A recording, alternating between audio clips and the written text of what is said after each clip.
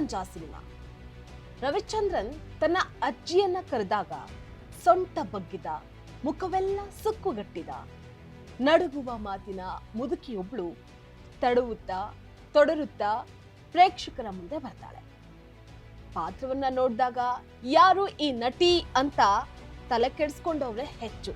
ಇದೇ ಮಾದರಿಯ ಒಡಲಾಳದ ಸಾಕವ್ವನ ಪಾತ್ರವನ್ನ ವರ್ಷಗಟ್ಲೆಯಿಂದ ರಂಗದ ಮೇಲೆ ಮಾಡ್ತಾ ಇದ್ದಾಗ ಗುರುತಿಸಿದ ಜನ ಸಿನಿಮಾ ಪರದೆಯ ಮೇಲೆ ನೋಡಿ ಫಿದಾ ಆಗಿತ್ತು. ಕಾಮಿಡಿ, ಡಬಲ್ ಮೀನಿಂಗ್ ಡೈಲಾಗ್ ಅಂತ ಟೈಪ್ ಕಾಸ್ಟ್ ಆಗಿದ್ದ ಕಲಾವಿದೆ ಮುದುಕಿಯಾಗಿ ಬಂದು ರಾಷ್ಟ್ರ ಮಟ್ಟದಲ್ಲಿ ಚರ್ಚೆಯಾದ ಮೊದಲ ಕ್ಷಣವದು. ಆ ಮುದುಕಿಯಿಂದ ಹಿಡಿದು ರಾಷ್ಟ್ರ ಪ್ರಶಸ್ತಿ ವಿಜೇತೆ ಗುಲಾಬಿ ಅವರಿಗಿನ ಪಯಣದ ಹೆಸರೇ ಉಮಾಶ್ರೀ.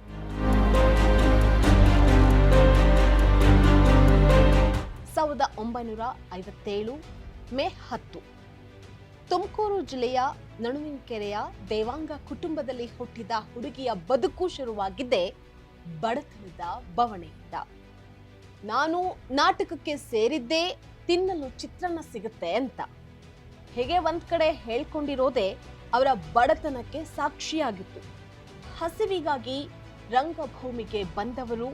ರಂಗಭೂಮಿ ಸಿನಿಮಾ ಕಿರುತೆರೆಗಳಲ್ಲಿ ಮಿಂಚಿದ ಉಮಾಶ್ರೀ ರಾಜಕೀಯದಲ್ಲೂ ಸೈ ಎನಿಸಿಕೊಂಡು ಹಸಿದವರ, ನೊಂದವರ ಸೇವೆಗೆ ನಿಂತಿದ್ದಾರೆ.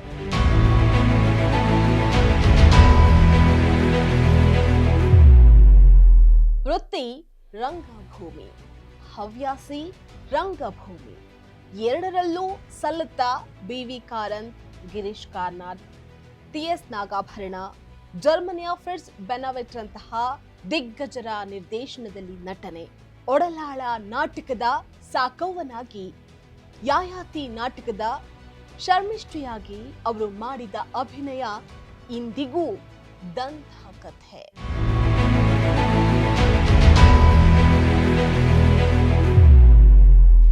ಸಿನಿಮಾ ಪಯಣ ಶುರುವಾಗಿದ್ದು 1980ರ ಬಂಗಾರದ ಜಿಂಕೆ. 1984ರ ಕಾಶಿನಾಥ್ ಅವರ ಅನುಭವದಿಂದ ನಂತರ ಎನ್.ಎಸ್. ರಾವ್, ದ್ವಾರಕೀಶ್, ಮೈಸೂರು ಲೋಕೇಶ್, ಮುಖ್ಯಮಂತ್ರಿ ಚಂದ್ರು, ದೊಡ್ಡಣ್ಣ, ಕರಿಸುಬ್ಬು ಎಲ್ಲರ ಜೊತೆ ಕಾಮಿಡಿ. ಎಸ್.ವಿ. ರಾಜೇಂದ್ರ ಸಿಂಗ್ ಬಾಬು, ಸಿಂಗೀತಂ ಶ್ರೀನಿವಾಸ್ ರಾವ್, ರವಿಚಂದ್ರನ್, ಪುರಿ ಜಗನ್ನಾಥ್, ಯೋಗರಾಜ್ ಭಟ್ರಂತಹ ನಿರ್ದೇಶಕರ ಚಿತ್ರಗಳಲ್ಲಿ ನಟನೆ. ಗೋಲ್ಮಾಲ್ ರಾಧಾಕೃಷ್ಣ, ಕೋತಿಗಳು ಸಾರ್ ಕೋತಿಗಳು ಚಿತ್ರದ ಮುನಿಯಮ್ಮ ದಿಗ್ಗಜರು. ಹೇಗೆ 400ಕ್ಕೂ ಹೆಚ್ಚು ಸಿನಿಮಾಗಳು. ಇದು ಚಿತ್ರರಂಗದ ಸಾಧನೆ.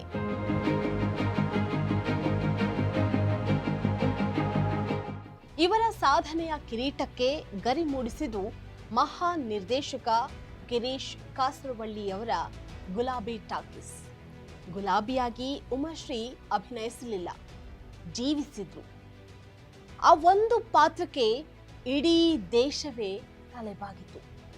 ಭಾರತ ಸರ್ಕಾರದ ಪ್ರತಿಷ್ಠಿತ ಅತ್ಯುತ್ತಮ ನಟಿ, ರಾಷ್ಟ್ರ ಪ್ರಶಸ್ತಿ, ಕರ್ನಾಟಕ ರಾಜ್ಯ ಪ್ರಶಸ್ತಿ ಮತ್ತು ಓಷಿಯನ್ಸ್ ಅಂತಾರಾಷ್ಟ್ರೀಯ ಚಲನಚಿತ್ರೋತ್ಸವದ ಅತ್ಯುತ್ತಮ ನಟಿ ಪ್ರಶಸ್ತಿ, 3 ಒಂದೇ ಪಾತ್ರಕ್ಕೆ ಬಂದವು.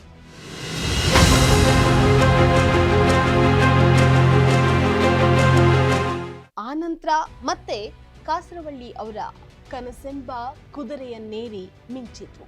ನಾಗತಿಹಳ್ಳಿ ಚಂದ್ರಶೇಖರ್ ಅವರ ಮಾತಾಡ್ ಮಾತಾಡ್ ಮಲ್ಲಿಗೆ ಚಿತ್ರದ ಪುಟ್ಮಲ್ಲಿಯಾಗಿ ಕೋಟಿ ಕನ್ನಡಿಗರ ಕಣ್ಣಲ್ಲಿ ಕಣ್ಣೀರನ್ನ ತರಿಸಿ ಕನ್ನಡದ ಶ್ರೇಷ್ಠ ನಟಿ ಎನಿಸ್ಕೊಂಡ್ರು.